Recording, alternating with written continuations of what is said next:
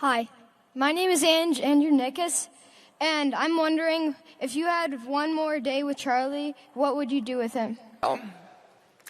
It's kind of interesting because, in effect, I did have one more day. I mean, it wasn't a full day or anything, but we always lived in a way where we were happy with what we were doing every day. I mean, Charlie liked learning. He liked, as I mentioned in the movie, he liked a wide variety of things. So he was much broader than I was. But I didn't have any great desire to be as broad as he was, and he didn't have any great desire to be as narrow as I.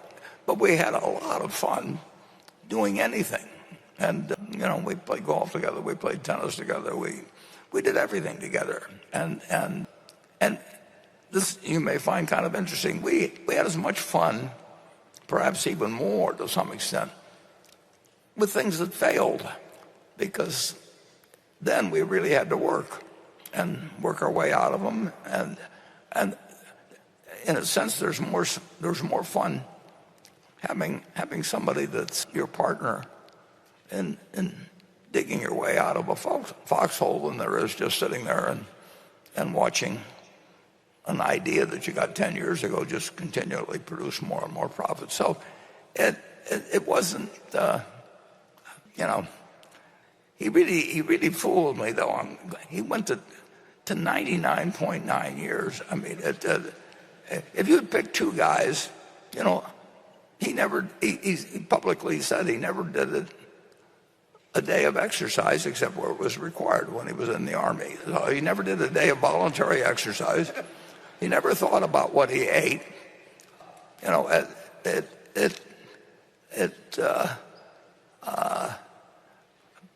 We started every day, and Charlie he was interested in more things than I was, but we never had any doubts about the other person, period.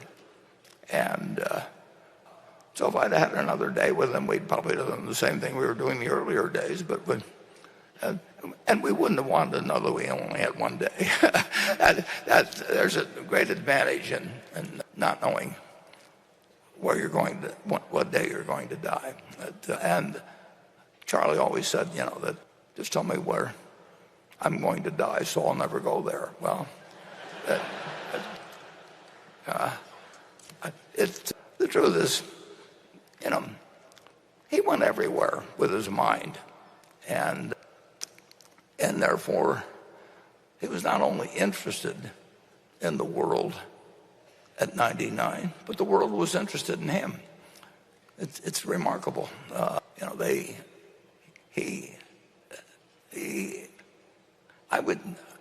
told him in the last few years, I'd never seen anybody that was peaking, at 99 and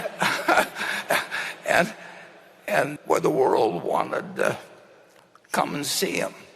I mean, they actually wanted to go out to 351 North June Street, and whether it was, well, I could name a whole bunch of names, but I'll start with Elon Musk, but go down the list, and they all wanted to meet Charlie, and Charlie was happy to talk with them. And the only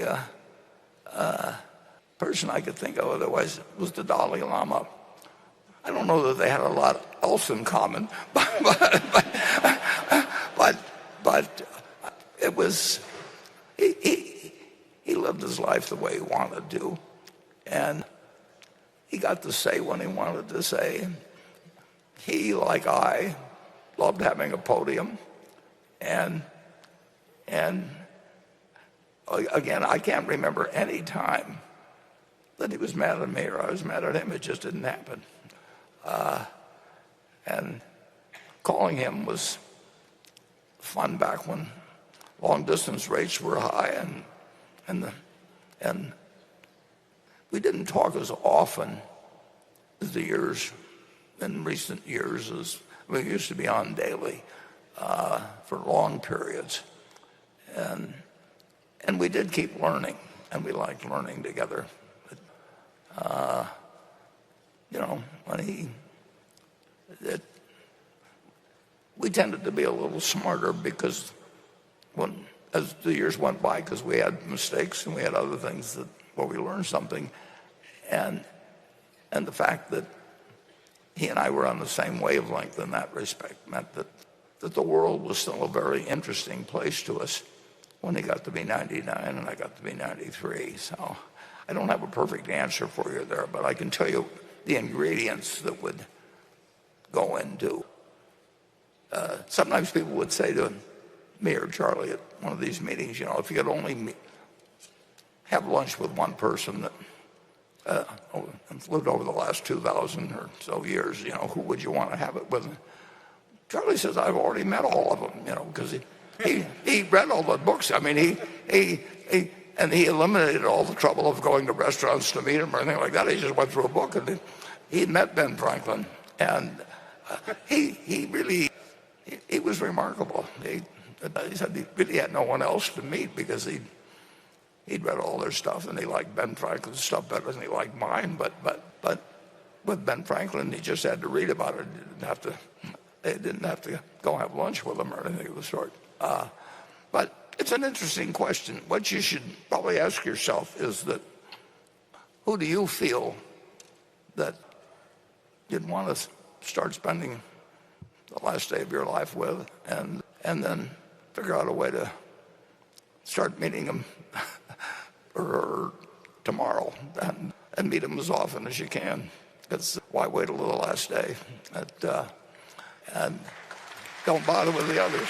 Moving forward, how would Warren Buffett live his life without Charlie Munger? Hello, my name is Dennis from Gifhorn, Germany. I'm my first time here. I'm here with my friend who would, by the way, love to invite you to dinner. You talked about the importance of heroes, and we are very happy and thankful that we have you as our hero with great values, and thank you for that, first of all. My question is, it is clear that you achieved great success in life. Earlier you talked about every investment having opportunity cost. From what I've learned in life, that does not only apply to investing your money, but also to investing your time.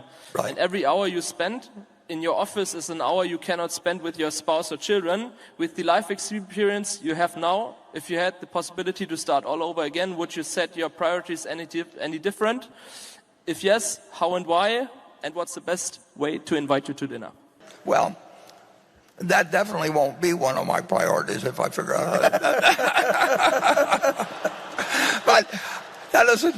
Don't take it personally, because when you can figure out at the maximum how long a period I've got, and I don't think. I can figure out all kinds of things that should have been done differently, but so what? I'm not perfect. I don't believe in lots of self-criticism or being unrealistic about either what you are or what you've accomplished or what you'd like to do. You do a lot of things, and who knows whether somewhat different trade-offs. You just can't. You can't. You don't know what the paths would have led. I don't think there's any room in beating up yourself over what's happened in the past. It's happened, and you get to live the rest of the life, and you don't know how long it's going to be, and you keep trying to do the things that are important to you. And if I was a doctor, or if I was all kinds of different professions, I might do different things, but I really enjoy managing money for people who trust me. I don't have any reason to do it for financial reasons. I'm not running a hedge fund or getting an override on or anything, but I just like the feeling of being trusted. Charlie felt the same way. That's a good way to feel in life, and it continues to be a good feeling. So I'm not really looking to change much. If I'm very lucky, I get to play it out for 6 or 7 years, and it could end tomorrow. But that's true of everybody, although the equation isn't exactly the same. But I don't believe in beating yourself up over anything you've done in the past, and I don't believe in, well, I believe in trying to find, what you're good at, what you enjoy, and then I think the one thing that you can aspire to be, and because this can be done by anybody, and it's amazing, doesn't have anything to do with money, but you can be kind. You can be kind if you're, and then the world's better off.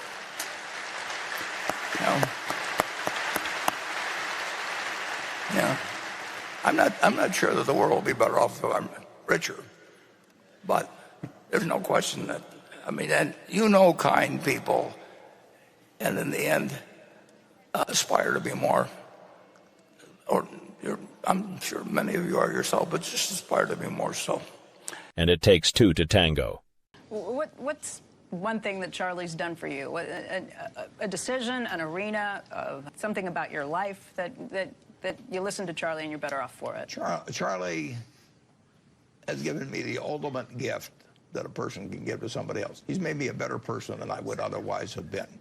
And that's the most you can do for somebody else. And I've listened to him. Not too many people I listen to, but Charlie, he's given me a lot of good advice over time. And I may hate to take it to a certain degree, but sometimes. But my decisions have been better. But I've lived a better life because of Charlie. Charlie, has Warren done anything for you?